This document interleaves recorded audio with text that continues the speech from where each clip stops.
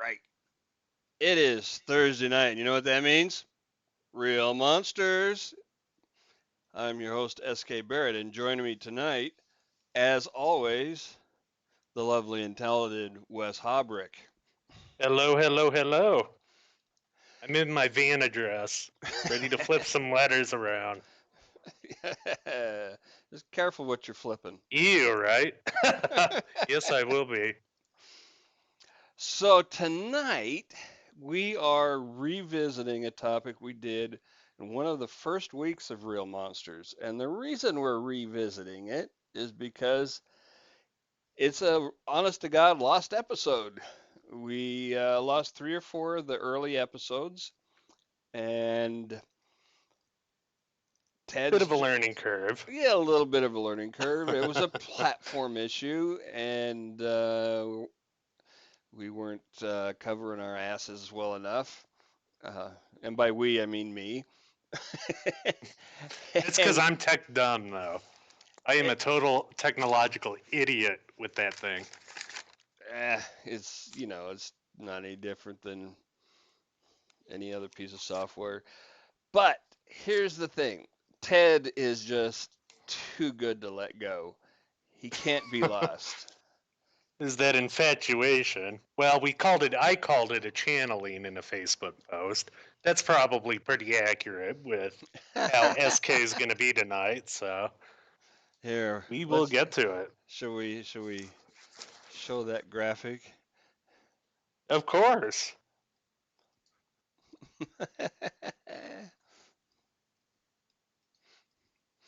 Thanks to Becky for creating this. Um, I don't know what it means. I I am mean, not seeing. Oh, there we go. The Transfiguration.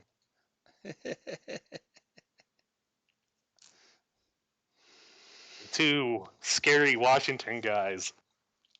yeah. Listen,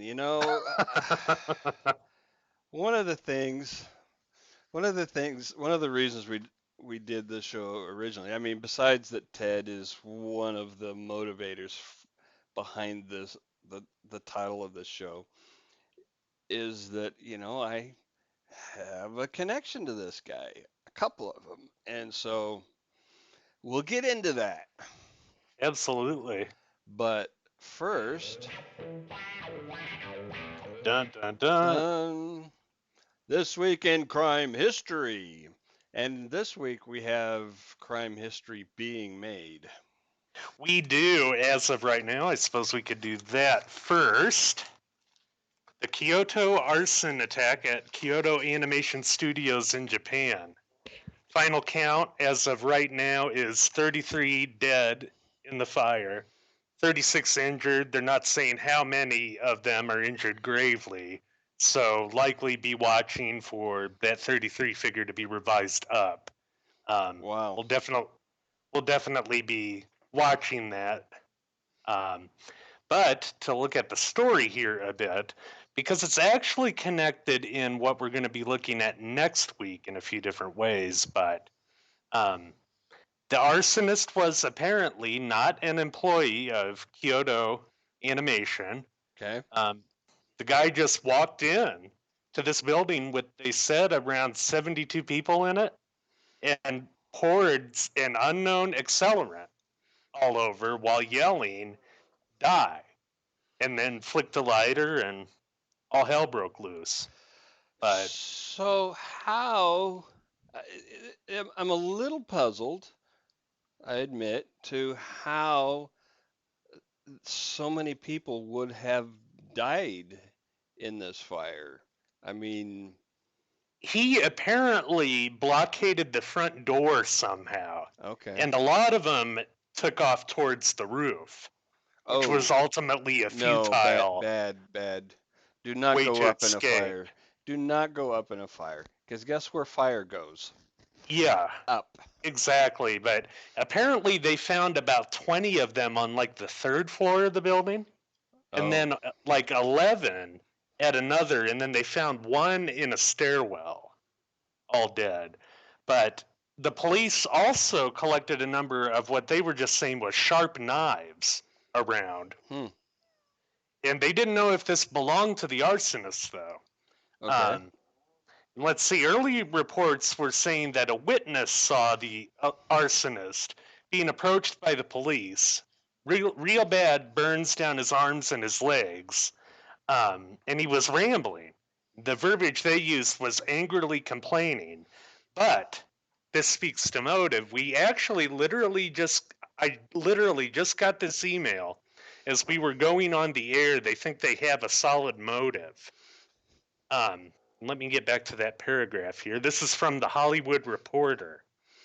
Okay. The arsonist was heard telling police as he was arrested that the studio had copied his ideas, while a local newspaper reported that he shouted that his novel had been stolen. Hmm. Let's see.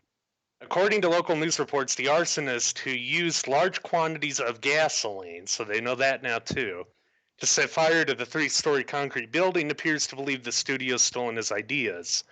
The suspect burned himself while igniting the fire and ran away from the building badly injured.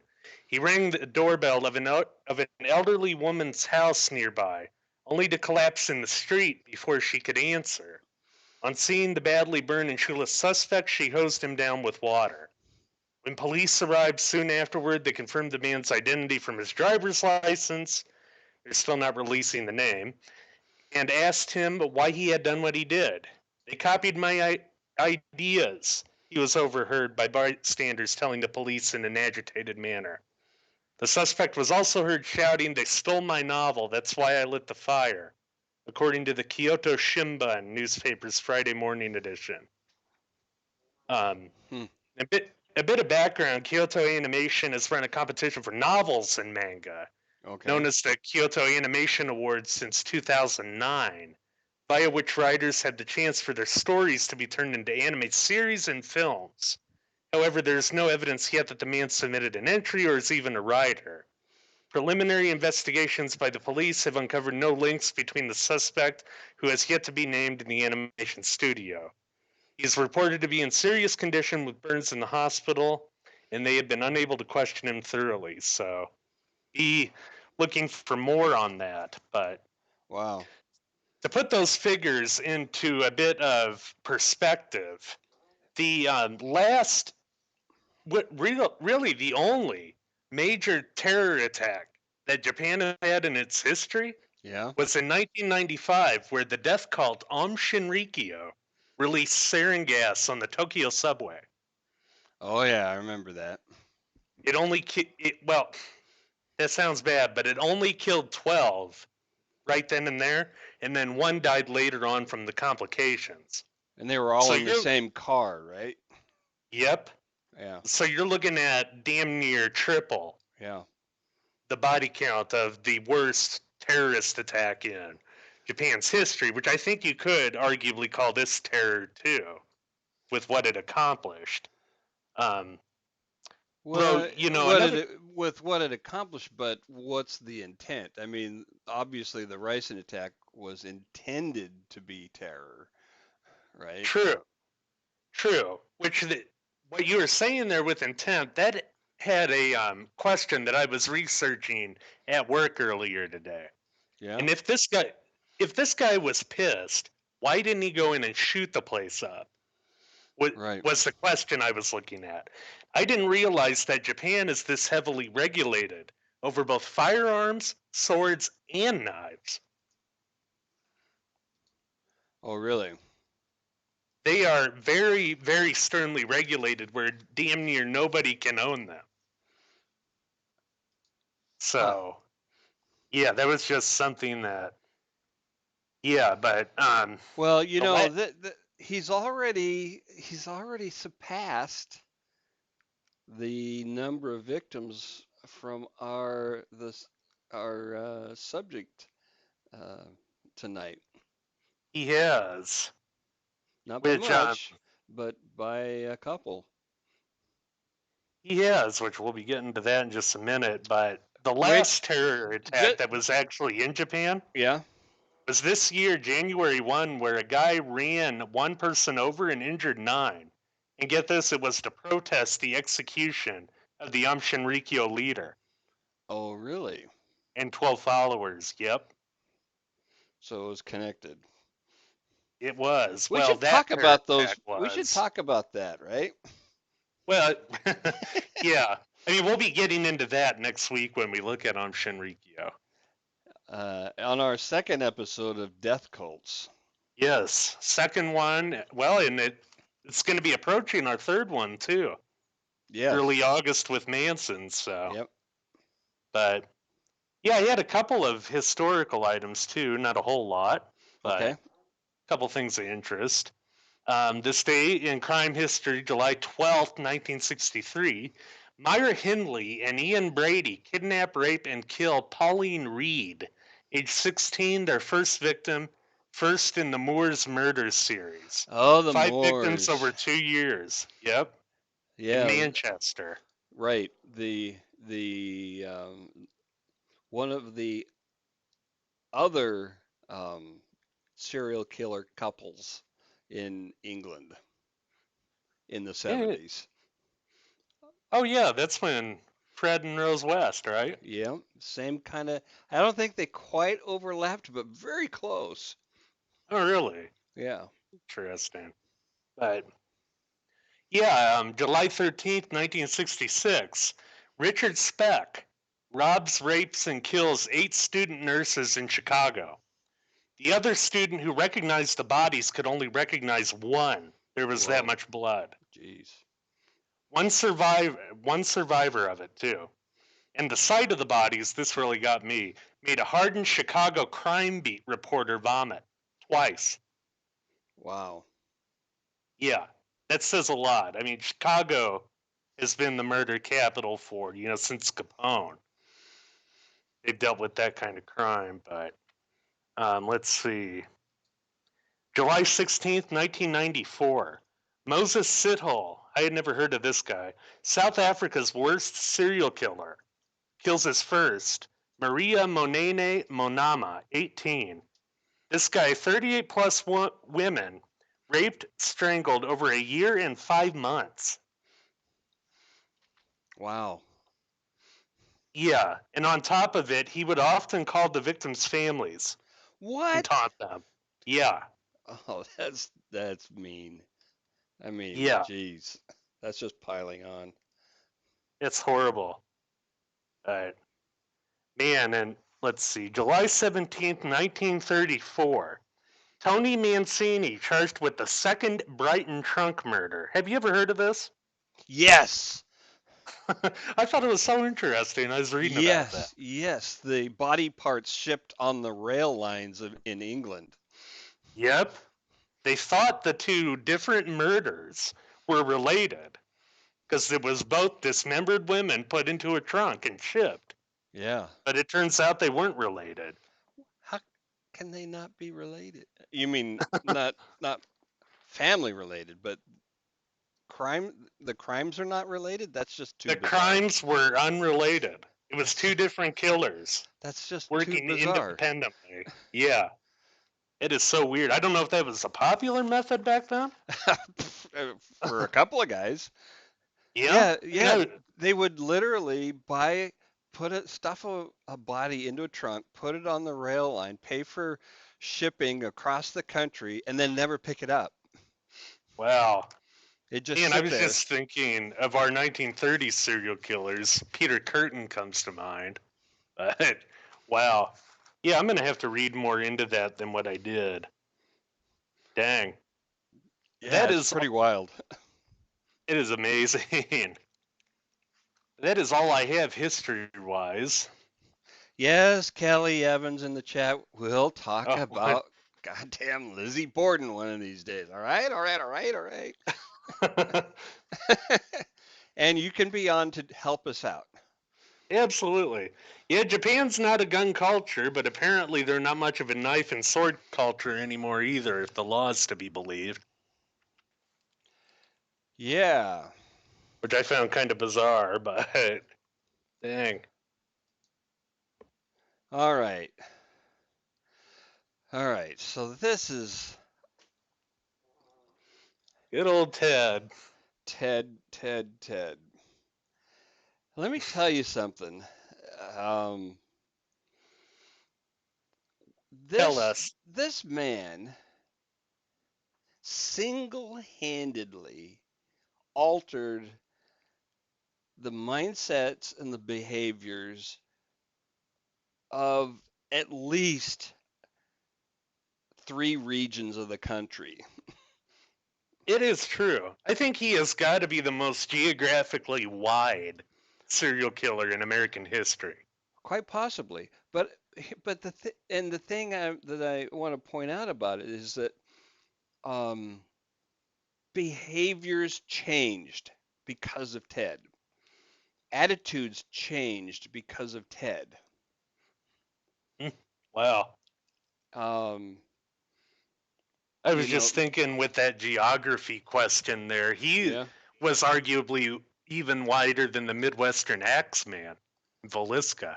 yeah, yeah, I think he would even be wider than the guy who some believe killed with an axe over the rails in the South too. right, There was a separate murderer they believed went from, I think it was California to maybe South Carolina. I'd have to take another look at that one, but he's separate from the Velisca axe right, murderer. right. But yeah, that's the thing. There was mass media when we're talking about Bundy too. Yes, yes. So, Theodore Bundy, um, by all accounts, so he was a he was not adopted, I would say, but he had his mother was, I think, divorced and then remarried. Hmm. Um, by all accounts, he had a absolutely dead on normal childhood. Born in Vermont, wasn't he? Yes, yes, and And then then then moved to then moved to Tacoma. Tacoma. Yes, yes, and uh, there's zero indication that he experienced abuse at the hands of anybody. Um, so there's no laying that um, as an excuse. Um, yeah, You, Kelly, you're right. He did kind of create the celebrity status of the serial killer, which is you know, it's just really weird. I he gotta say. did. He absolutely did. And I was just thinking, there's actually a couple other killers around that same time who also had a fairly normal childhood. And oddly enough, Dahmer is one of them. Really, I would Yeah, not have no abuse with suspected him that. either. I wouldn't have either because he has one of the weirder pathologies, but yeah, Um, maybe that's more normal than we know with serial killers. yeah, I have a book that makes a connection between serial killers, and this is, and they're very clear that this is not a universal thing, but there is a common, although not universal, set of circumstances for many serial killers, including childhood abuse and head trauma. I think I had read that somewhere too. Um, Wasn't it what area of the brain did they say? no, it didn't. It didn't have to be specific. Oh, just non-specific head Yeah. trauma. Huh. I'll be Um, darned. but that's not Ted. Not at Now, all. and nobody's ever come forward to say that he, experimented with torturing animals. Um, Mm-mm. he, but, but he has been suspected of murdering a neighbor girl. In 1961, wasn't it? I think I put a picture of her in. Yeah, we have pictures. Anne Marie. Emery. Indeed. Anne I Marie wonder. Burr. I And would be curious. I wonder if he wet the bed. you know, his mother has been pretty tight-lipped. Oh, She, really? yeah, I mean, she has come out and said, a couple of things about, she didn't want people thinking that, the family had that it was a terrible house or that kind of thing, and because it wasn't. Um, Um, Patty asks, wet the bed. Yeah, that is actually part of the triad of sociopathy that we were talking about briefly with hurting animals, wetting the bed, and then fire starting. right. That they say is a predictor of a serial killer. Whew, only had two of those, and I'm not saying which ones. The, that's the McDonald triad, the technical name, Yes, I right. think. Yeah, but also known as the triad of sociopathy. So let me pull up the map that'll show here is um, the map showing the proximity of the Bundy house versus the Burr house. And apparently, um, Ted was known to the family and known to Anne Marie. And Ted was 12, I think, I think so. something like that. I'll take a look while we're digging deeper. So this girl in August 31st, 1969, vanished Okay. vanished from her bedroom one night and was never seen again. Which maybe, well, I guess we could get into that later. I was just thinking how easy that would be. And concealing a body, it's something we often joke about in terms of the Pacific Northwest and just how easy that would be. Yeah, let's see a wider map. Um, so here you see um, the little 14th and Sheridan circle is Ted's house, and it's actually within that circle are both homes of Anne Marie and Ted. And notice this just to the north, this green belt, this large green belt that I've circled. Oh, wait, 1969, he would have been 23. Bundy born No. November 24th, 1946.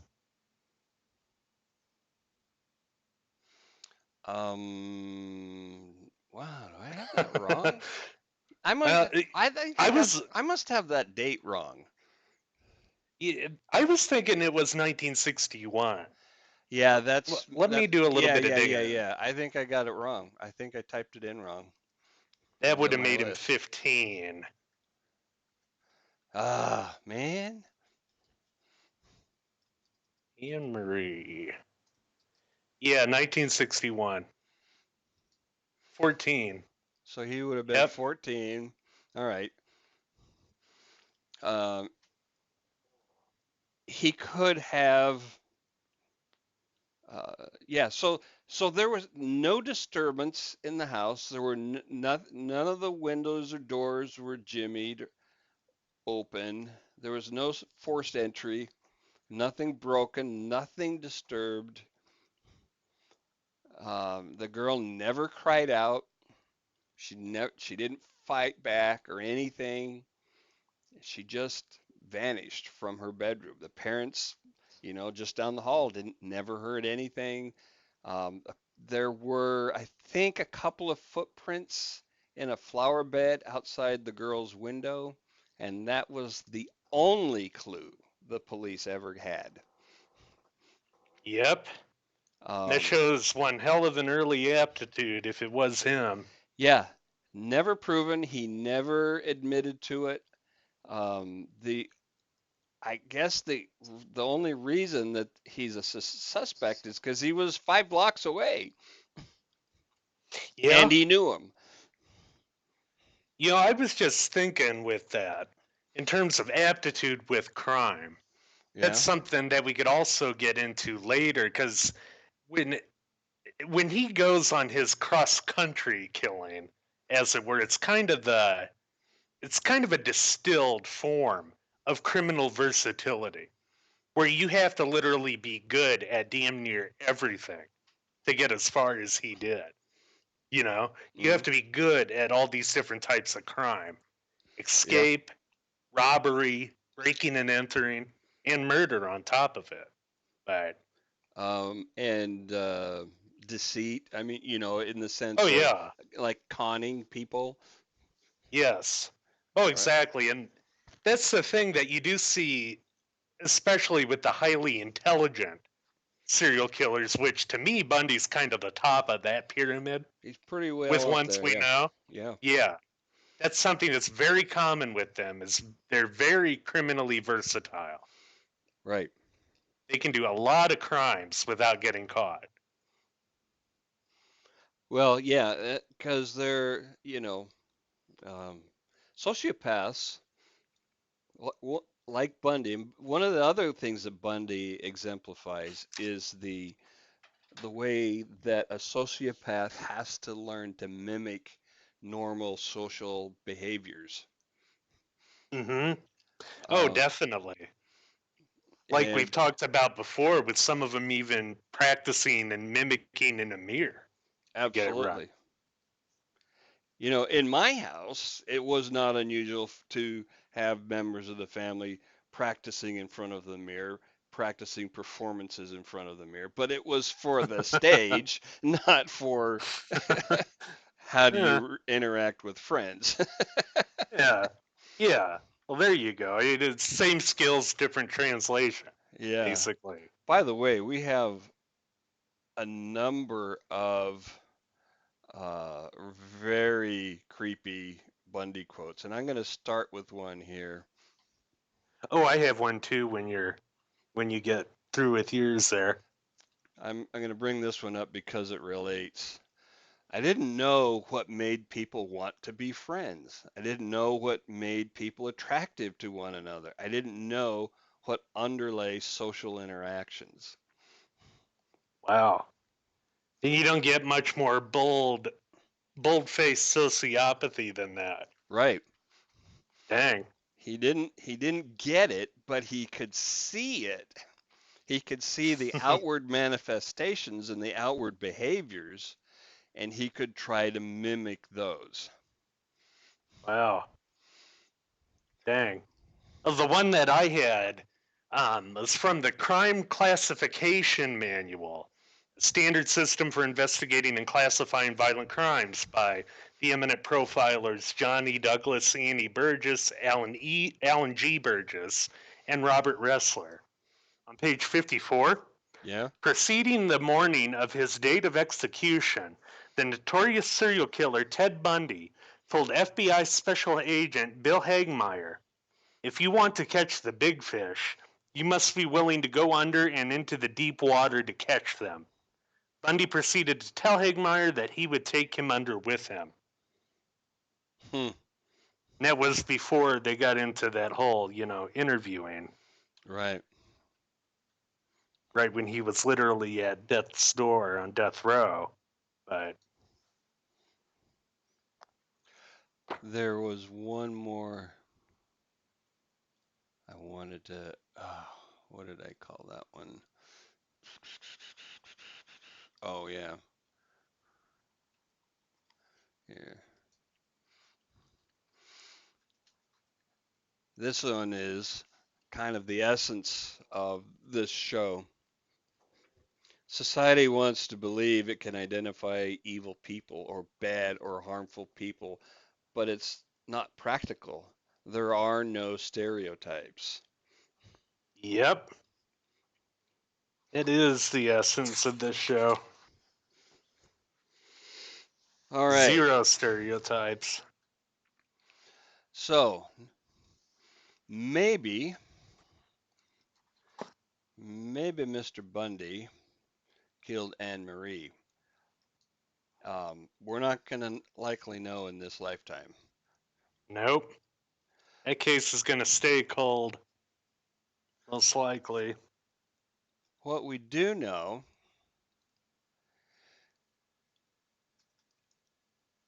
is that there, um,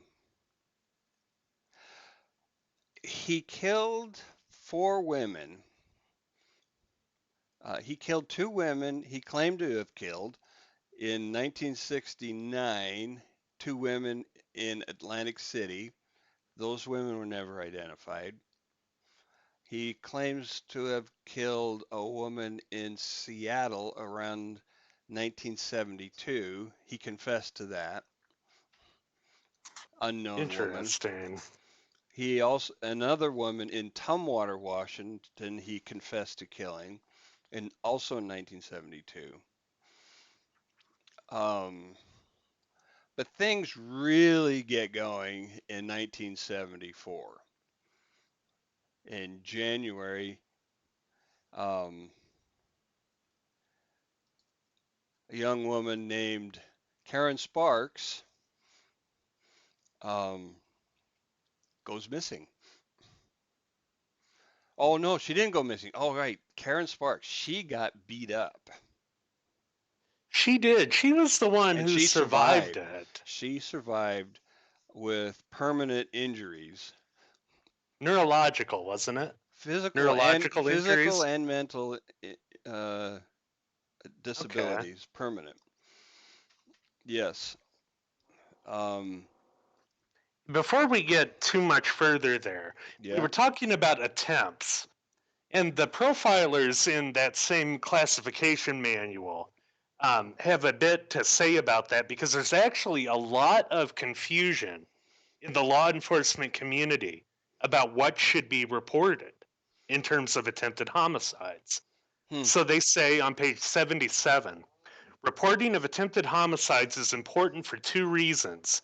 First, attempted homicides can be instrumental to the solution of a series of murders, and a record of the attempt should be forwarded to VICAP database, Violent Offender Criminal Apprehension Program at the FBI.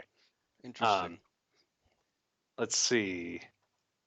They wrote that Harris, Thomas, Fisher, and Hirsch noted that medicine is more successful than ever before in treating victims of violent crime and saving their lives. They wrote that between 1960 and 99, the fraction of criminal assaults resulting in death dropped by 70%. In other words, it is not that offender did not try hard enough to kill the victim, it is simply that the victim would not die or that medical attention saved him or her. And second, the reporting of attempted homicides is important because not everyone who comes into the sphere of control of a killer is killed.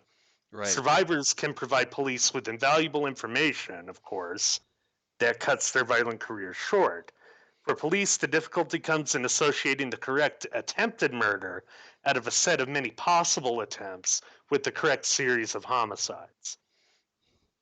And that was actually pretty well illustrated by when we get to Lake Sammamish with Bundy. Right. Yes, absolutely. Um, yeah. So let's pull Karen's. Let's go back to Karen Sparks now, right?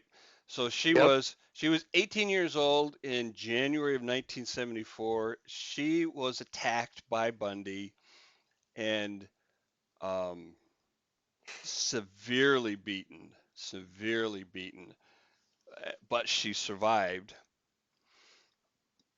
In Um, her apartment at the college there, right? right, Okay. right. Make sure I was remembering that correctly. Oh, shit. What? We gotta mention the trigger. Oh, yeah. Diane. Diane. See, these co-eds going missing in 1974.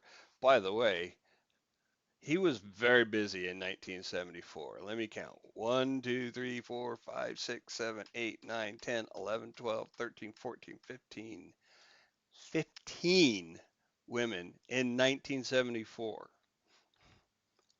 that he attacked, Dang. 14 of whom he killed. Wow. What He made him go explode like this? I hate to blame the woman, but she kind of factored in with it. Not her Well, it's fault, not her but fault. Obviously, no, not her fault. But she was the archetype, as she it were. yeah, she set the archetype for him. And so who are we talking about? It was Diane, his girlfriend. She Diane. was, I Yeah, can't remember the last name and I don't have it written down, but she was from California right. and came up there to study in Seattle, and that's actually where he met her. At the University of Washington. Hmm. And she was from a successful family, and she was doing, some really important things at school. You know, I think she was going to law school or medical school. I can't remember. Um, uh, Yeah, somewhere there, but when he was yeah, studying psychology and working on the political campaigns too up there, he worked that's on a when he couple. met her.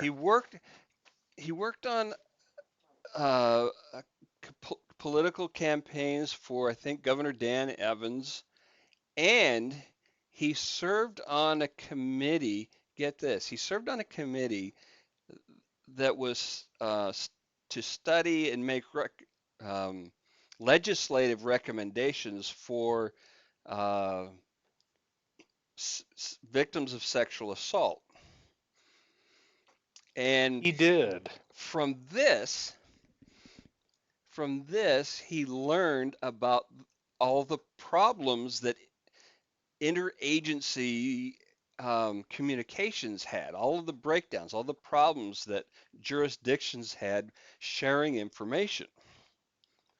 I learned a shitload of statistics from that too. He learned a lot of statistics, and he learned that if things get hot in one jurisdiction, move because they don't fucking talk to each other.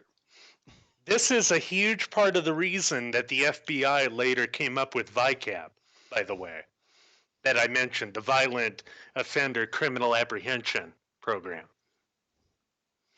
to where they could get Yes, all that yes, information in one place and centralized. But it wasn't around that. You barely even had the term serial killer in the popular consciousness. Well, you didn't in right. '74. It wasn't even a word yet. Yeah, Yeah, that wasn't coming till later.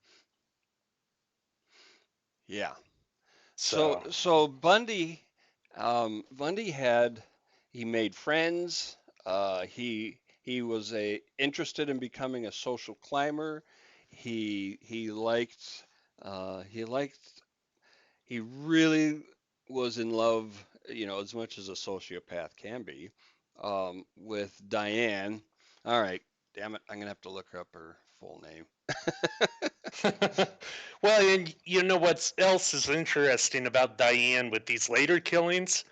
And this has kind of wormed its way into the cultural consciousness, but the killer who kills a woman with a particular part in her hair, that was Bundy Yeah, from Diane. Diane Edwards. There we go. I wish I could have found my notes. I'm going a lot off my brain and then my books right here.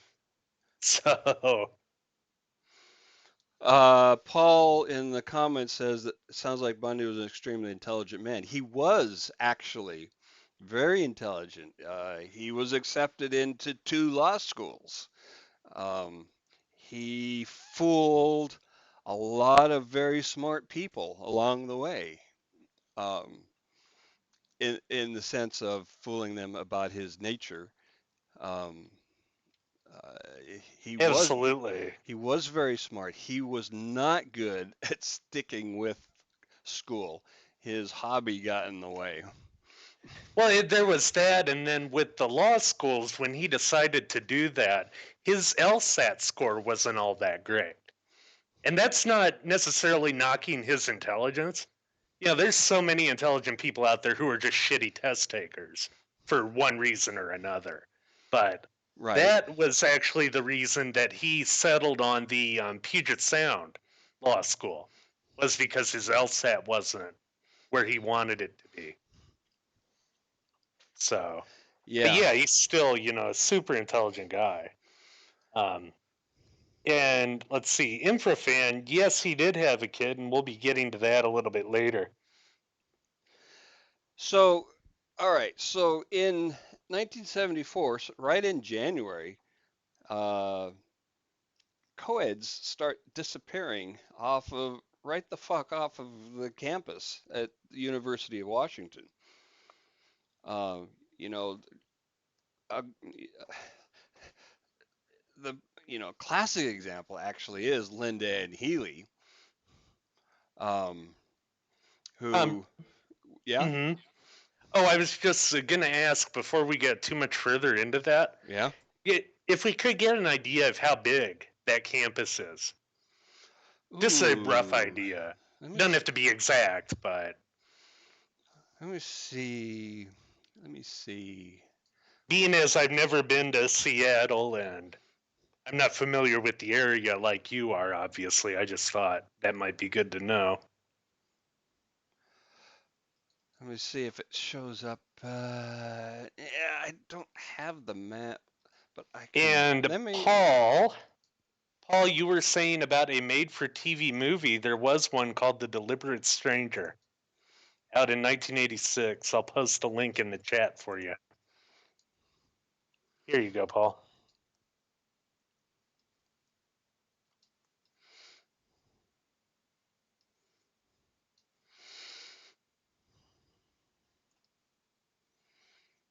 All right. So I think.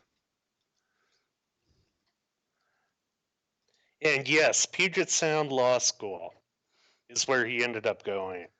Yeah, University of Puget Sound. All right, I can do this. So if we go to. I got you. I got you off your train of thought. I'll look it up. I'll look up the No, size, and you here keep we go. going. Here we go. I just pulled the window up here. I didn't want to get you off your train of thought here. So here you can see, the university is bounded by water to the south and the east, and I-5 to the west. Um, it's a good sized campus. Plus, there's a Hmm. lot of to the especially to the west and north, a lot of off-campus housing. Um, literally for blocks and blocks and blocks. The whole area here get, excuse me, is almost entirely students and faculty. 25,118 undergraduates in 1974 in the Yeah. winter quarter. I'm getting that from actually their bulletin, I guess, is online. Washington.edu. All right. Let's turn that little guy off. Diane. Oh, lovely Diane. I guess she was sort of a cosmopolitan California. Yeah, she was a very popular girl, very beautiful girl, from a successful family with a great future, and they were boyfriend and girlfriend for a while, and he kind of wanted to marry her. He and part of the reason was is that, he was a climber. Or at least he wanted to be a social climber, and she Absolutely. was a way to do that. And we don't have a lot of explanation why, but they did break up.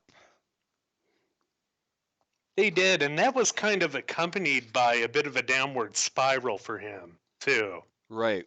in other ways where I don't know if he failed at school or if he just decided that it wasn't worth his attention anymore at law school. Yeah, he did do he started missing a lot of classes and a lot of tests, and he kind of was on the verge of um, failing law school at UPS. Mm-hmm. Yeah, Dang. and then and that's when all these women started disappearing, who were um, literally uh, archetypes of Diane. Yep. He's fulfilling that obsessive drive. Linda Ann Healy, the second woman, was walking home from a party at an apartment complex and going 2 blocks to her own apartment and disappeared. She was 19 years old, um, Hmm. and she just vanished. Um, and um, Ted used a ruse. This is where he started this um, Using a cast. no, it wasn't a cast this time. Oh, okay. Um, but it was some kind. It was a ruse to, I think, asking directions or something like that, just to get her to stop and talk. Mm-hmm. Um, Hmm. and then he um, got her. Oh, I think in this case he had pretended to have car trouble Oh, okay. with his Volkswagen, this famous beige VW Beetle. So And this was all still before Lake Sammamish. yes, Okay. yeah, this is the winter before. So Okay. so he spent all that winter, perfecting, if you will, his abduction skills. And Linda Ann Healy her remains were eventually discovered on Taylor Mountain, along with one, two, three, four, five, six others. Wow. That was the spot that he would go back and visit too, wasn't it? Yes, yes. Okay. Yeah. Um, and then there followed several others.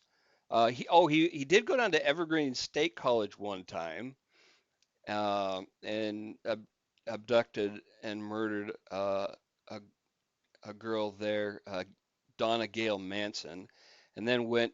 So he was traveling at this time, right? He went to Eastern Washington and That's Evergreen State.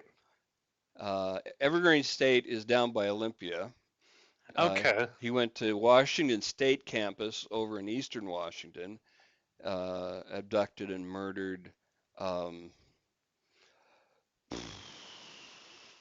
Susan Ellen Rancourt, and and and then into Corvallis, Oregon, and then in Burien, he abducted.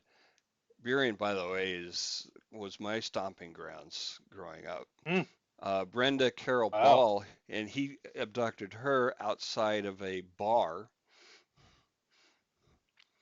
Man. And and then um, back in Seattle, took another co-ed in June, and then we get to Issaquah, Sammamish State Park. Yep. That's where they were talking about again the reported homicides and then him not killing all his victims, but it was in mid-July where he was hunting around Lake Sammamish. This is where he used the cast on his left arm, approaching the young women. In this case, Janice Ott was the first, um, Yes, asking if she could walk with him to his car. and to she help him did to that. help him load his sailboat. That's it. And she Now, declined actually to get into his car and walked away Janice from Ott Bundy. did no, Uh, no. yeah, I'm So looking at the wrong one no, there. Janice Ott did not, but one girl did decline. Yeah, Yes, that was the one that walked away. She's unnamed in here. yeah, one girl did decline. Janice Ott um, was Picked up at Sammamish. picked up at Lake Sammamish State Park, which is if all the trees magically disappeared from where I'm sitting right now, I could Huh. see that spot. Oh, wow. And then Denise Nasland as well. And on the same day, Yep. so he abducts and murders Janice Ott, then and he takes her up to Taylor Mountain. Then he returns to the exact same place and takes Denise Nasland, who was It, 19. it's interesting. They have a section in here, and I was just going to touch on this because I had never heard the name. Robert Yates of Spokane, Washington. Does Oh, that ring a bell? Killed 13 women in 2000. what about him? Oh, it was under that section about Bundy at Sammamish. They had this Robert Yates in there too. I had just never heard Why? of him. Why was he in there? I think it would have to do with the victim escaping. They're Oh, using him as an example. He was just another Washington killer I had never yes, heard yes. of. I do remember him a little bit. Yeah, Dang. the Spokane guy. Yeah. Hmm. So what's crazy about this is um, I was at the park. Wow. Um, I was I was at a we had a I was 14 and no, is that right? 74? Yeah, 74, July.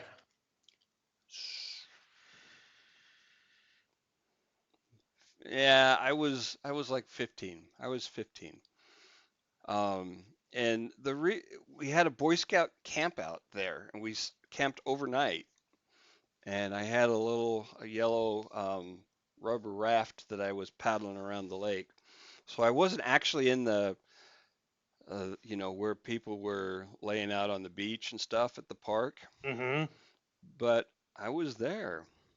And Wow. one of the reasons I remember it so clearly, obviously it made the news, but one of the things that came out was that, they were looking for a guy named Ted who drove this beige Volkswagen. And one of my best buddies at the time was named Ted, and his family had a beige Volkswagen. And we gave him a whole raft of shit about it, until we Dang. realized how serious things were. And he was being brought in by a dragnet later on, I would assume. Nah, he was also 15. Oh, okay. Yeah, but that's another thing. That color of Volkswagen was very, very common. Very common. Volkswagens, Beetles were all over the place. You I'm did not, trying to remember the number of killers who drove that. I thought it was a really weird number. I'm gonna look probably, that up while we're talking. probably, but you didn't want to play Slug a Bug because, man, No, you'd get a really bruised up shoulder. Um, yeah, wasn't there something going on at Sammamish that day? Like a pro- festival or yeah, something? yeah, there was some kind of,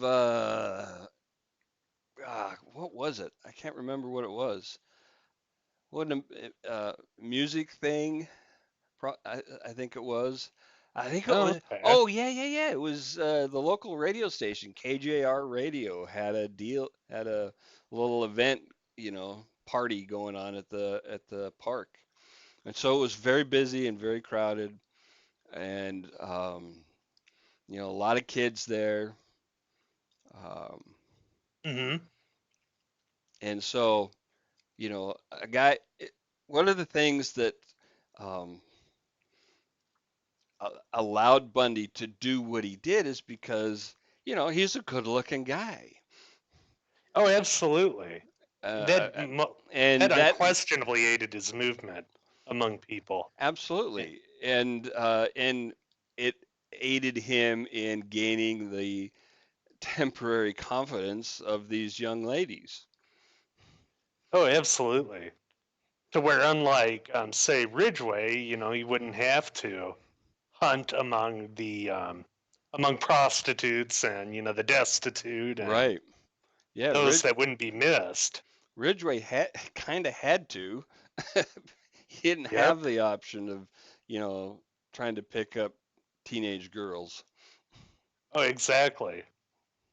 Because he was not the best looking guy, but he was also very awkward. He was very awkward, not especially bright. Uh, but Bundy was a smooth talker, man, and he was a good-looking guy, and he could sell his pitch to these girls and get them to want to help him, Yep. and Yep. then they would pay for it. Um, so that, you know, those two girls disappearing on the same day, um, right out of out from under the noses of friends, on top of this string of murdered, well, they didn't know they were murdered, but vanished co-eds. It changed the mentality of the entire region. Um, you know, uh, people didn't hitchhike. People locked doors when they hadn't locked doors. They didn't, it just everything changed because of this guy. People were Yep. suspicious and you know, not so easy to talk to. it it was really profound, the impact he had. Oh, definitely. And I'm sure when we get to the other geographic spots he hit too, it was very similar. So one of the um, he had something else going on at the same time as he was. Uh, These girls were disappearing, and mm-hmm. but he had a new girlfriend, didn't he? Oh, I missed that. He did? Elizabeth. Oh, okay. Yeah, I recall now. He had He this did. he had this new girlfriend who had a daughter, I think it was. And Yes, this is different from the kid that we mentioned right. earlier This is when not somebody asked a question about it. right. This is not Ted's daughter. This was Elizabeth already had a daughter when they met, and they started dating. In fact, got excuse me, Ted even proposed at one point. Wow. Um, You, in a lot of ways, he was kind of a hopeless romantic that just happened to like killing people. yeah, he, the problem is this sociopaths have a hard time remembering to do all the things in a relationship that just normal people don't have to think about. I was going to say they probably have a hell of a hard time with rejection too, with certain people. Sure. What's interesting about Elizabeth, she's not in the mold of Diane. It is interesting. It almost makes you wonder whether he thought, I need to consciously get away from that, or unconsciously. Yeah, it's difficult to say. The recent Bundy movie What was the name of that? Uh, Extremely vile and shockingly evil, or extremely yeah, evil, shockingly vile. yeah. So Zac Efron. that movie was actually told from her perspective. I still need to watch that. Damn it. It's quite well done, and it takes a while to really understand that it's really as much as anything is her story. Hmm. And so about this time, so Ted has dropped out of law school in Tacoma, and Extremely wicked, shockingly evil, and vile. yeah. That's it. Yep. Well, Kelly, yes, she does. No, this is a different hair part than what Diane had. So Diane's part was off to the side, and Elizabeth's here is, down the middle. So it's a little bit different. Uh, Elizabeth didn't have the elegance that Diane had.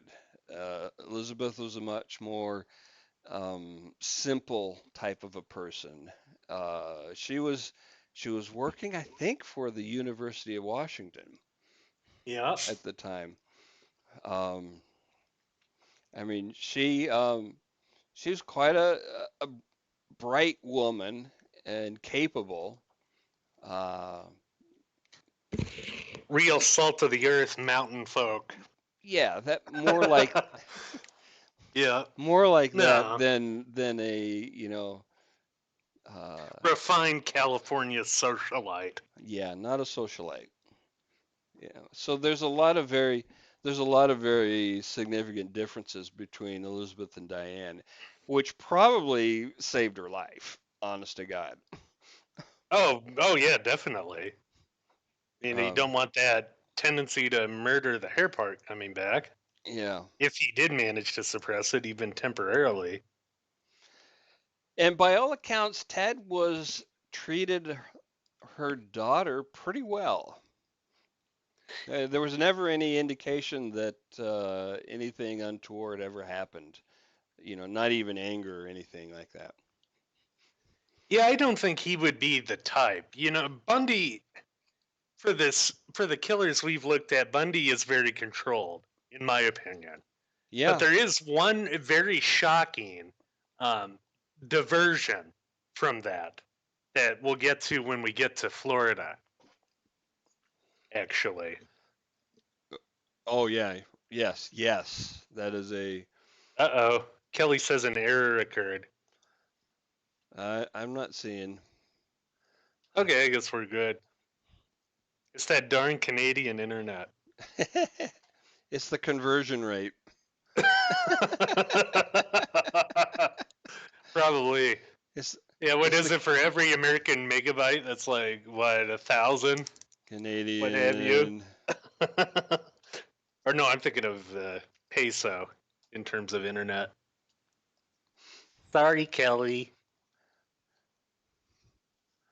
Canadian bitrate conversion. There you go. Uh, yeah, in Elizabeth. Had to log out and log back in again. So so Bundy's feeling the heat because he's been a very bad boy and very active. I mean, his cooling off period has been, hold on, let's see. He's got like uh 2 to 3 week, you know, 3 to 4 weeks here and there.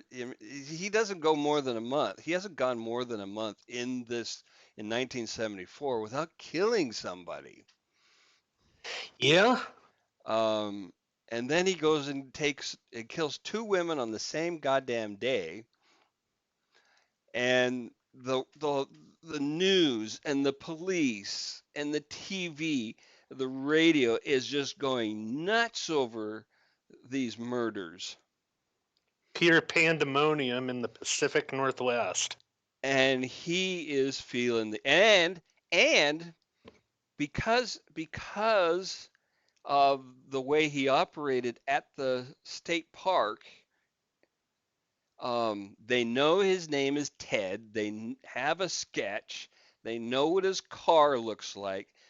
The heat is turning up high, high, high on this guy. So what does he do? Flees to Utah, doesn't he? Yeah, he applies to the University of Utah Law School and gets in. Plenty of friggin' Mormons to hunt. And they take him right on in. They do. And he starts actually mixing in those social circles in Utah. Yes, He because never full on converts, though. At oh least I yes he didn't think did. he did. Oh, Yes he did he convert. did. Okay. Interesting. He did. He joined the Mormon church and he got them all thinking he's the great guy. He's such a super nice guy. He's a cool dude. And he fooled them all.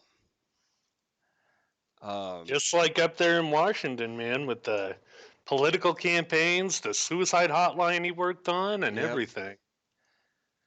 Well, he doesn't waste a lot of time. He actually stops in Pocatello, Idaho, on his way to Utah and murders a hitchhiker, and nobody knows who it was. Wow. It's a totally unidentified then. Completely unidentified. Nobody knows who she was and she's never been found. Wow. It's kind of interesting that he didn't admit what he knew with that before being executed. Um, you know, Or did he? there's there I don't think he did. And the first woman he kills in Utah a month later, he took all the way down to Capitol Reef National Park. He Wow. he kidnapped her from south of Salt Lake City at a town called Holiday, and took her all the way south to Capitol Reef Park. But that's all as close as anybody was. You know, he was never able to give enough information for her to be found. Hmm. Nancy Very Wolcott. interesting. And she was Yeah, just, the manual again says on that with the unidentified dead, yeah. matters involving unidentified dead persons can be thought of as the mirror image of a missing persons case. It is very difficult to begin the homicide investigation of they're calling it I read it wrong. Unidentified victim. I thought it said unintended for some reason. Oh, The body recovery site of an unidentified victim may suggest its connection to a multiple murderer, just like Bundy. He kidnapped two women in one day, killed them both in the same location, which we just talked about.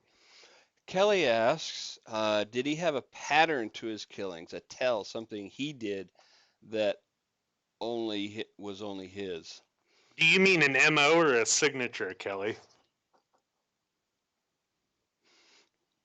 I'm looking up the definition here as we speak so I can get what the experts say. He definitely had the pattern of his victims, Oh, but the hair part would be a big part of that. yeah, the hair was definitely. Um, yeah, Paul, we'll talk about that execution. That was, in fact, a very big deal. Um, Kelly says signature. Um, Signature or calling card, yeah? yeah,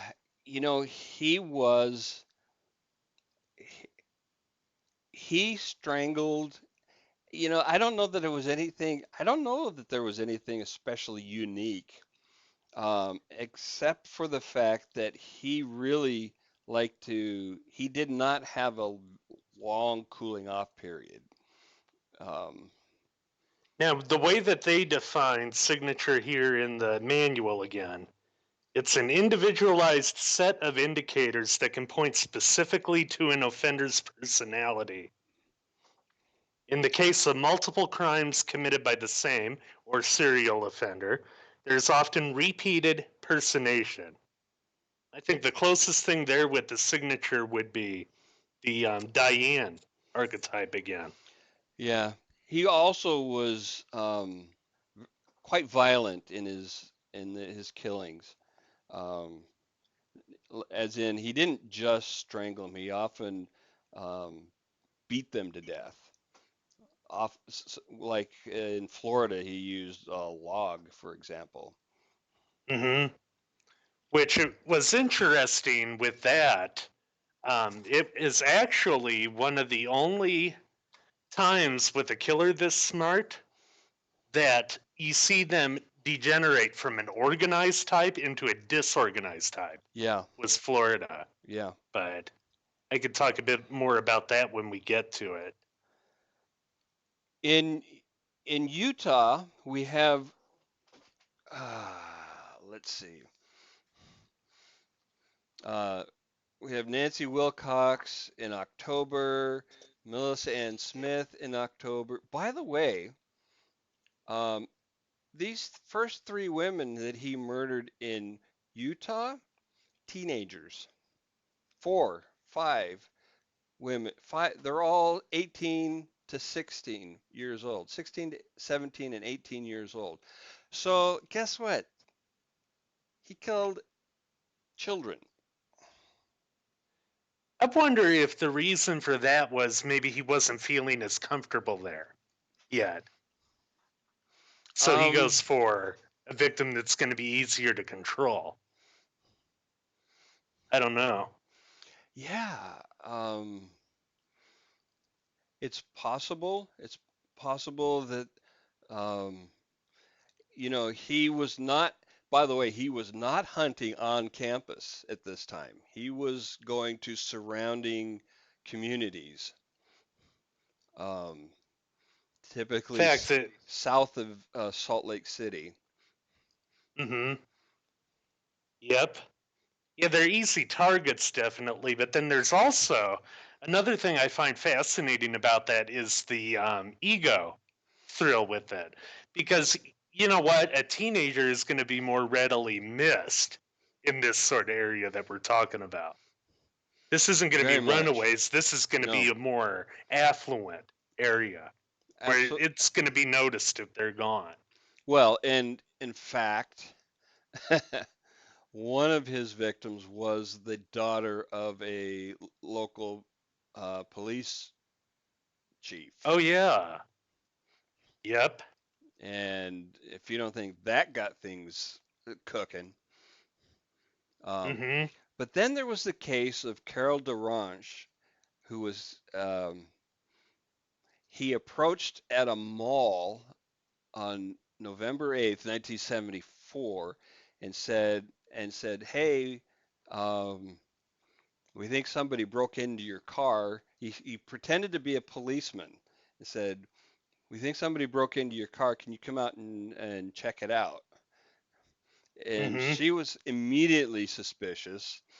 And then she went out there and he goes, "Oh, there's nothing wrong with the car," but he persists and says, "Well, can you we got a guy at the police station. Can you come and make a statement or something like this?"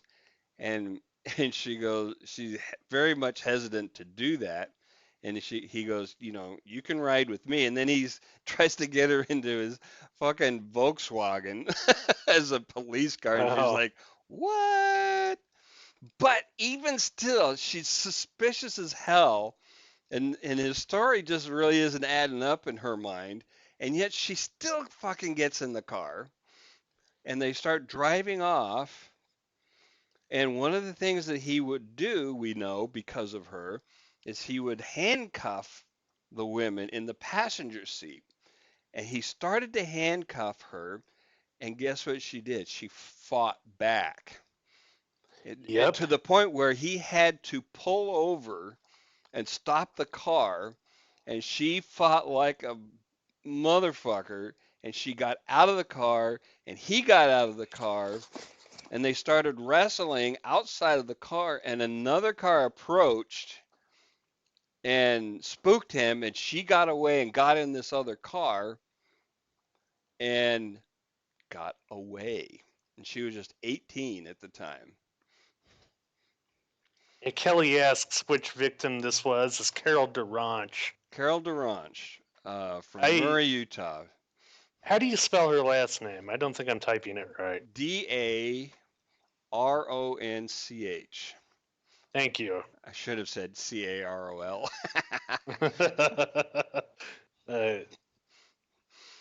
Yeah, I mean, it's definitely, you're just talking a bit in the chat there about consequences with all this. I mean, it's definitely something that it's intended to stroke their ego in huge part. It's Well, literally a look how damn good I am, is what they're saying. Bundy was a huge narcissist. Yep, He absolutely thought he was smarter than everybody else. absolutely. And that's Um, what he is saying, especially loudly when he's going after these younger kids and then the, daughter of the sheriff or police chief. so then, so yeah, so then we see an event happens that will be. This is such a foreshadow. It's astonishing. Bundy's driving down the road, so they have a description again of Ted and a beige Volkswagen and this girl who escaped, gave a description and a statement and all this stuff. And by the way, also, oh no, that's later. Never mind. So this cop is driving down the road and there's this beige Volkswagen ahead of him and it's at night and this fucking car can't hardly stay on the road. So he pulls it over and it's Bundy. And they know that they're looking for this set of, identification things, the car and the Ted and all this stuff. And so they arrest him. And he gets arrested because he's a shitty driver. He wasn't drunk. He's just a shitty driver. He's just a shitty driver.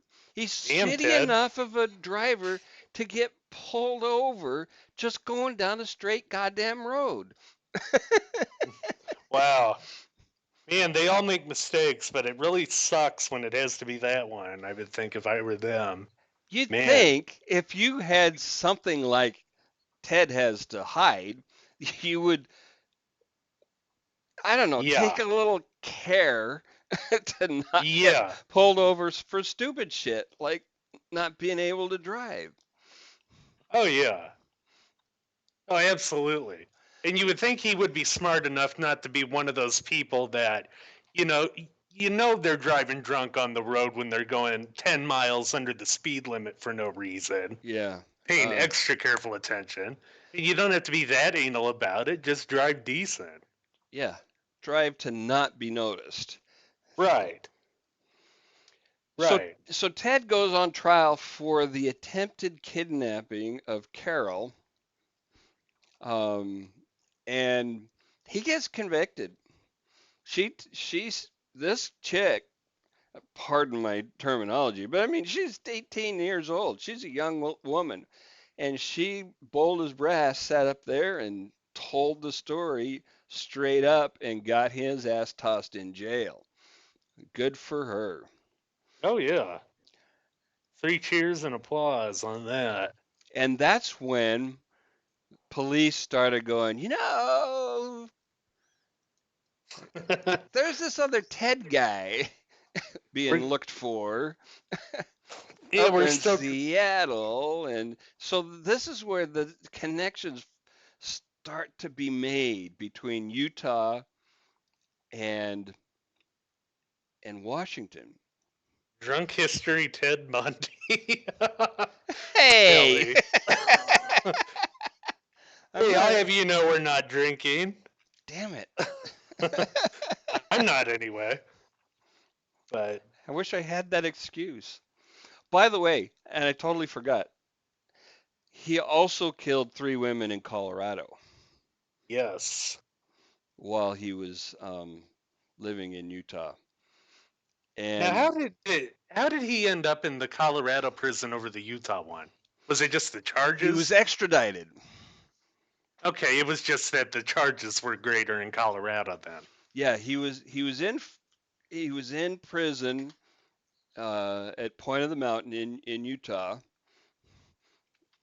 and he was extradited to Colorado to stand trial for 3 murders of young women there. And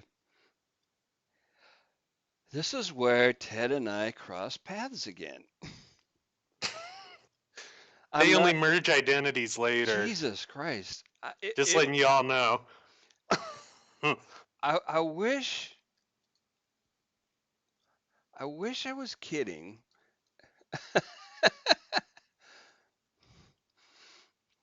All right. So, where is, Colorado. no, I want this other one. Now we're looking for a pick. All right. So here's the map. Ted's standing trial in Glenwood Springs for murders in Vale and Grand Junction and somewhere else along the corridor, I-70 corridor there through the Rocky Mm-hmm. Mountains. Well, during his trial, I was in high school as a senior, and we went on a hike into the mountains just outside of Glenwood Springs when Ted jumped out of the window that same weekend. Wow. Now, elaborating a bit more on that, the jail that they kept him in was not all that great. It And he was ended up jumping out of a courthouse window, second floor, second story courthouse law window. library. He was defending himself. He was acting as his own lawyer, so the judge granted him access to the law library. And Ted practiced jump in his cell. He would climb up on the top bunk and jump off to build up his endurance for the fall. Yep. And he pretended to be on the phone. It was a hot day. It was springtime. Um, and so he just opened the window and jumped out and ran off. Dang. And Now, did he kill the people in that hotel after? no. That was before. That was one of them that he was going to be charged with then in Colorado. The young woman who was staying at the hotel at the ski Yeah. resort. Yeah, that was one of the ones he was charged with. Okay. Yeah, she was a Making nurse sure. who was from another state who was They're on their engaged to be honeymoon, I married thought. or engagement vacation or something like that. Yeah, Mm-hmm. yeah. So he was on the lam for 3 days in the mountains, but he didn't know how to take care of himself. I mean, Nope. he was not a survivalist. He was not an outdoorsman. He was a city boy in the fucking Rocky Mountains, and he didn't know what the hell to do. He found some old dilapidated cabin where he slept. It had no food and nothing but the clothes on his back, and he eventually just walked back into town and got caught again. Yep. He managed to escape, but he wasn't very good at what happens afterwards. Well, he managed to escape a couple times now. he, yeah. I get freaking Harry Houdini, man. So he goes to prison in Colorado Springs, and he's convicted of these murders, and now I don't know if he was on death row or not at the time, but he's definitely going to be there a hell of a long time. And Yeah. he notices something. He notices there's this ceiling fan in his cell, and it's about 14 inches in diagonal. And or across or something like that. It's not very Hmm. big, and Yep. he decides that he's gonna crawl out. So he starts losing weight and working out really hard, and eating less, working out harder, and he drops a ton of weight until he can fit through that goddamn little vent, and eventually crawls out. And we don't know what happened after he got through the vent, but he got all the way out of prison, got to fucking Denver airport, took a plane to Philadelphia or Chicago, where Chicago. he Then he watched went to University of Michigan went to from there. the football game. He watched the Huskies play the Michigan football team. As a football game. He And went to the didn't he game. damn near get into a bar fight with a Michigan fan when Yeah, he was up there? yeah. Or did he get into a bar fight? Yeah. I don't recall the details on that one. And Um, whether it was narrow or actual. But I think I think it was close, and he got away. So he obviously had stolen some credit cards and cash and stuff to support his journey, and he ended up going. to Florida. Yeah, he took a bus, I believe it was, down to South Carolina and Georgia, and he ended up in Florida. Well, and there was a great degree of logic to that, too. He had said after he was eventually caught again that the reason he went down there was for the warmer climate. He knew from that Colorado experience he just can't do this, in that cold ass climate He's in a the Rocky Mountains. yeah.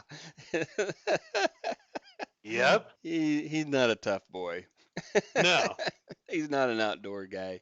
He No, on wants the to. one hand, he's very tenacious, but on the other hand, yeah, he's kind of being a pussy there, but, suck it up.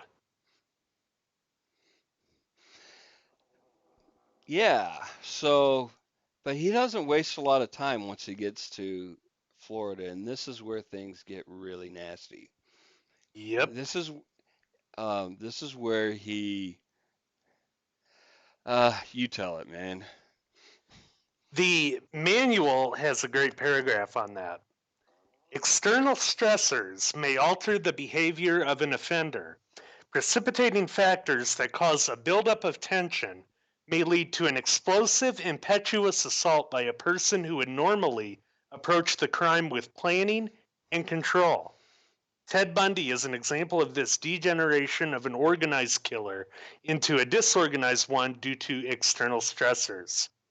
This is when he is in Florida and the Chi Omega murders, sorority. With all of his abduction rate murders previous to the Chi Omega murders, he carefully selected, stalked, and abducted his victims and used meticulous body concealment. His discomfort with the fugitive lifestyle, among other things, led to the explosive homicidal spree in which he bludgeoned random victims of opportunity. Although co-eds, they were random compared to his usual careful selection. Bundy used a weapon of opportunity, a log, obtained at the crime scene and left near another. He left their bodies openly displayed at the death scene, a marked departure from his usual attempts at body disposal. And all of these later actions describe the typical behavior of a disorganized killer, where you get into that usual dichotomy of organized, disorganized. So it's interesting that you see um, that de-evolution, if you Yeah. will, from external stressors at Chi Omega. And that really raised a lot of terror in that community, too.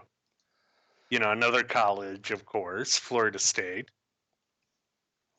just like up there in Well, Washington. not just so. Again, he murdered the girls in the sorority, and then he literally went down the road and murdered another woman. Yes, a spree this time. Yeah. to where you have 3 or more in that very short time frame, no cooling off period. The qualification of a spree. Yes. So Two of the women at Chi Omega survived, and 2 two of did them after not. being bludgeoned with a log. Yeah, and just horrible. The woman down the street from FSU, Cheryl Thomas, she also survived, but was left with, she was permanently deaf and had inner ear damage that affected her equilibrium. But, yeah, it's really interesting, and it shows just how addled he must have been that he used that log and didn't bother to, strangle Yeah. per his usual MO. But, and that's another thing, looking at Escalation, you just don't often see that, where they go backwards that much. But that's ultimately what got him caught down there in Florida. Well, Put on death row, and before he got caught, though, he had that one very odd uh, divergence from his um, target profile, which was the young girl, oh uh, yeah, the 12-year-old girl in Lake City, which was about, what is it, about 3 weeks after the sorority girls. the Chi Omega. Yep, it Um, was. and he took her out, and yeah, he dumped her at a cabin, I think it was. Hmm. Um, That just, I think, again shows just how desperate and addled he was. He sort of stayed in that disorganized headspace after all that happened.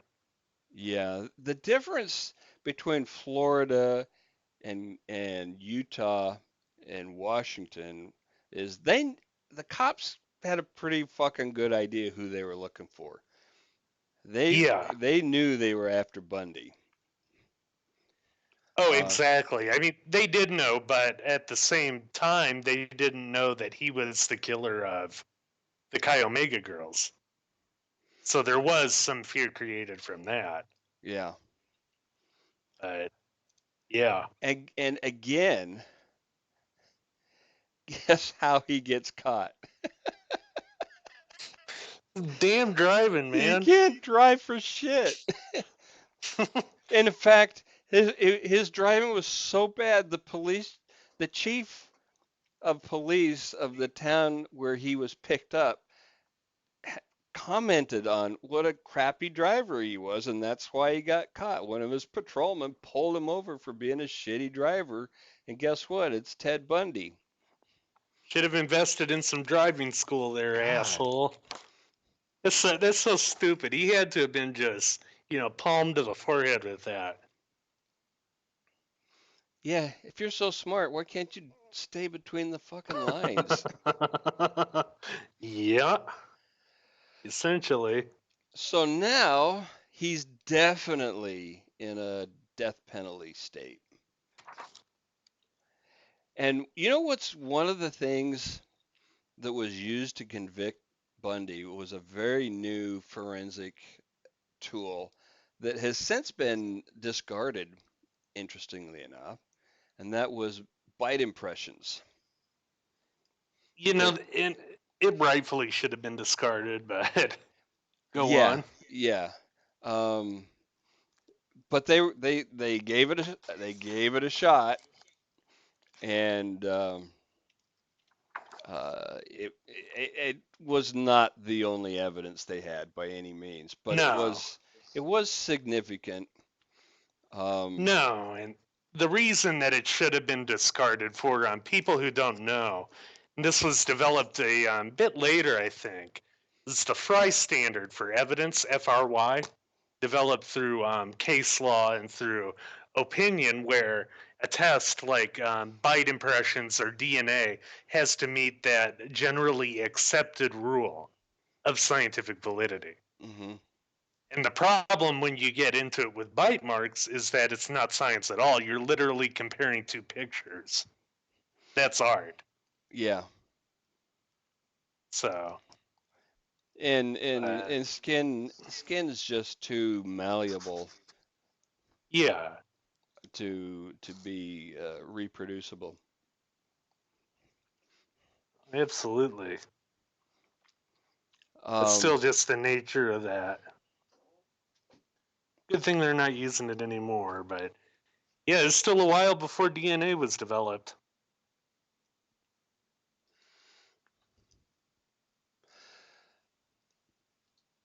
um,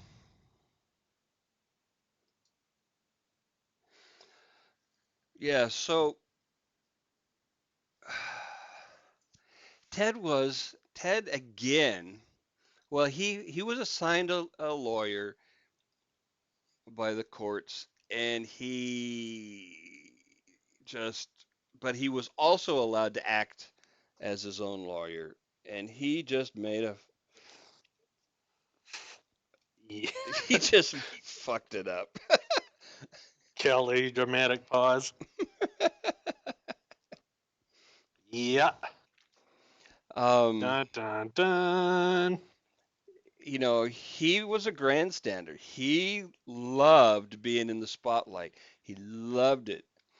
He loved talking to the cameras. He loved talking to the press. He thought he could just, um, oh, yes, Kelly, he was very much advised to not be his own lawyer. Emphatically by the judge, if I remember Yes, correctly. yes. But Bundy insisted, and he eventually got his lawyer fired. He did after quite a lot of theatrics. Yeah. Or either that or he quit. I think it was some combination. But Yeah. Bundy did not like to be questioned about his quote unquote strategies. Um, uh, he was always, pulling some shit or other in court. Um, and it, it just, he had, you have to understand, he thought he was a brilliant lawyer, but he had, what was it, a year of law school plus a month or two. Oh, yeah. That was it. And he very much was like Eileen and enjoying the press, Kelly. Oh yeah, yeah. He loved the press, and um, he, he was. Uh, I don't think anybody was gonna get him acquitted. No. I think he had to know that too. He had to know his time was up. But And that almost makes you wonder the way that he sabotaged it. He sabotaged his own defense. I don't think it was deliberate. I really don't. I think he You thought know? he could beat him. I thought he had the ego to believe that he could win. Um, You know? and you know what was another very, very strange phenomenon that was brought up at the beginning of the show, and that was the groupies. Yeah. The courtroom was packed with young women. Oh, I love you, Ted. Yeah. Women who were exactly the type that he had killed. Didn't we establish with the first Bundy show that he's actually Becky's boyfriend? I thought we did, but maybe Maybe, not. maybe. And he connected up with a woman he met back in the old sexual assault task force days, who started going in, who traveled all the way down to Florida to, um, ended up being his girlfriend, ended up marrying him, ended up having a baby with him That is where the sun while he comes in. was in prison. Another thing to stress there, I thought this was very interesting in watching the Bundy tapes documentary. Yeah? It's by Joe Berlinger, who also did the movie with Zac Efron. But Bundy was talking about during this time how he was basically high 24/7 in jail. Really? Yeah, On what? that they were getting all sorts of drugs in. That his girlfriend would smuggle like Oh, Valium, weed, basically anything he wanted, and she was getting it in. well, that might explain some of his behavior in court. Yeah, I mean it might be. But, I'd have to say, I think if I were on death row and I were in his situation, I'd probably want to be high 24/7 too. Yeah, I'd wait till after the trial, though. Well, this is true. Probably a good idea. Well, unless you would plead a insanity or incompetence defense, where I am incapable in assisting in my own defense. Because I'm taking drugs. Well, you would have to, of course, conceal that part, plead craziness or what have you. Which he could have. I don't think we said this. His undergraduate training was in psychology. Ted Bundy. Ah, I don't think we mentioned that. That's what the actual degree he had was in. I'm putting up the list of his victims. This is my spreadsheet that I made. Yes, the first one has the wrong year, as we established early on. Mm. All right. I So, actually have an interesting bit here about his execution. This okay. is from the New York Times Book of Crime, which is literally just a bunch of their reportage from Lincoln's assassination to, I think, 2016 in one book. Okay. But they said in there, the headline, Bundy is put to death in Florida after admitting trail of killings. Theodore Bundy, among the most notorious killers in recent times, was electrocuted today, and about 200 people gathered outside the entrance of the Florida State Prison, cheered when they heard the news. He went quietly to his death nearly 15 years after he embarked on a trail of murder that investigators believe took the lives of 30 or more young women across the nation.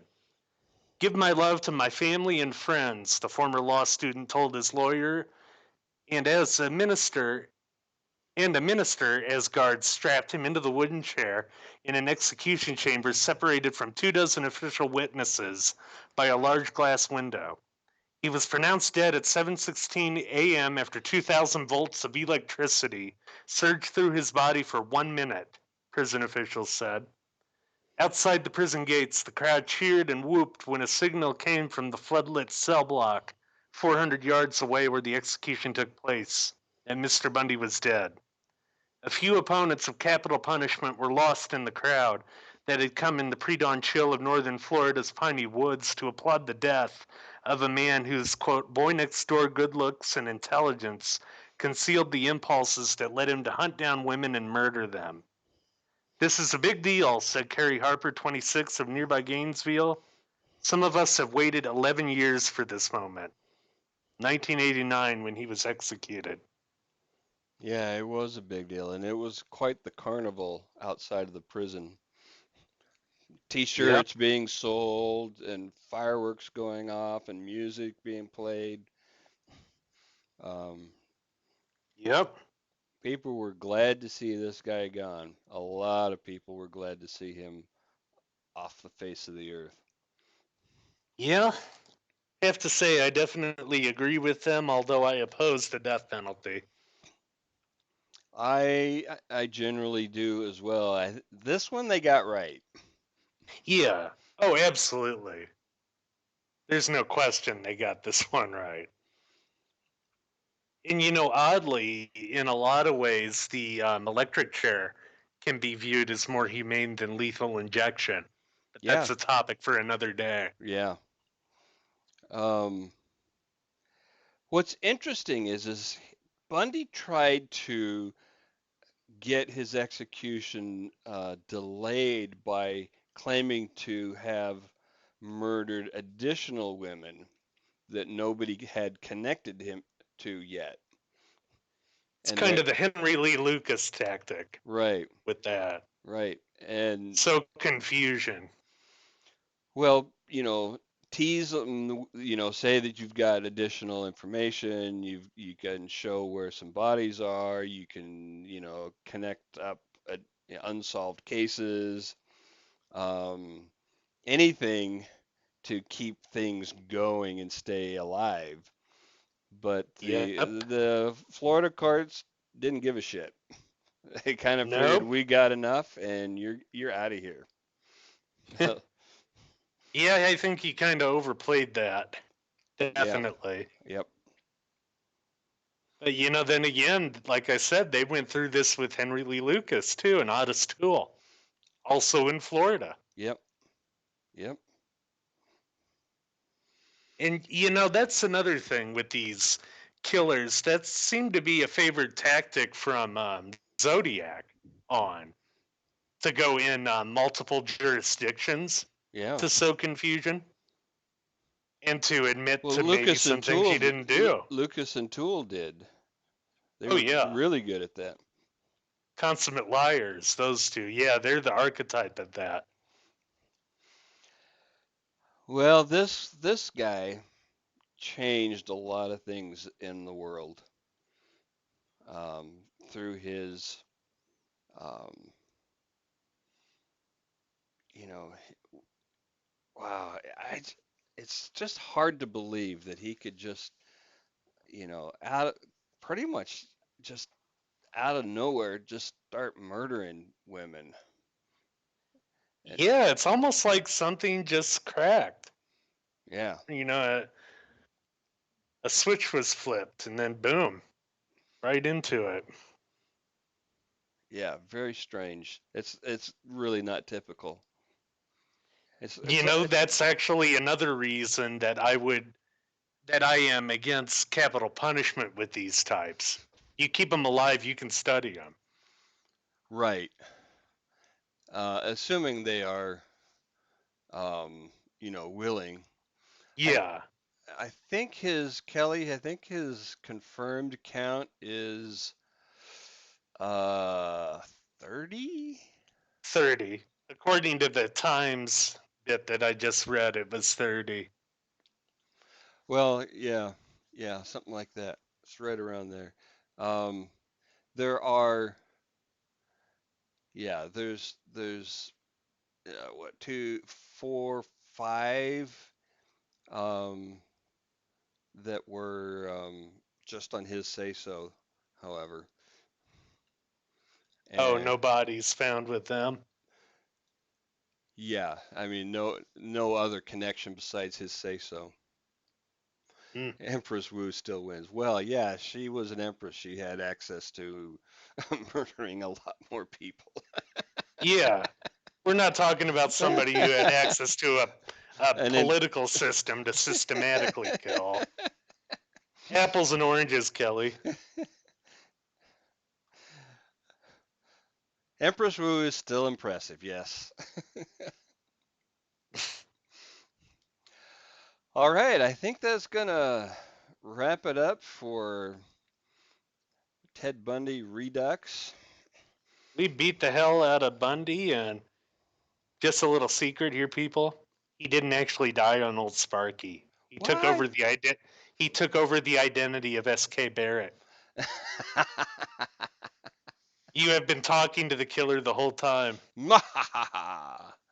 It's just I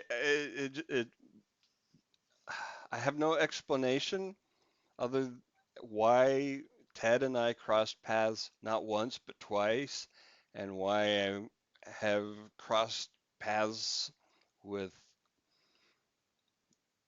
Ridgway Mr. and Deadman, I knew it. I don't have I can't explain it, but it's a thing. They just switched identities. He was his doppelganger. So Hey, SK is Ted. Exactly. See, we knew it, and that is what the GIF was about. An M. Night Shyamalan podcast. The drunk history with M. Night Shyamalan and Ted Bundy. S.K. Bundy. SK stands for serial killer. S.K. Bundy. No Okay. longer Barrett, it's Bundy. I think we've gone as far as we should go on this. Probably. I'm glad we redid this show. You Me know, too. it was one of the early ones that we did, and we probably weren't very good at it then. It didn't do a damn thing with recording. But, like I said earlier, that is the technological learning curve. Absolutely. Back your shit up. Yep, exactly. And don't forget to join us next week for Shinrikyo, I'm gonna let you say that every time. the death cults. It's spelt really weird. It's A-U-M. I thought it was O-M, but it's A-U-M. the Shinrikyo. the Tokyo subway terrorist attack. Led by a blind and sadistic cult leader. Death cults. Woohoo! Same bat time, same bat channel. All right. I'm surprised it goes out there into the backwood Canadian hinterlands, Kelly. All right. Good night, everybody. Night.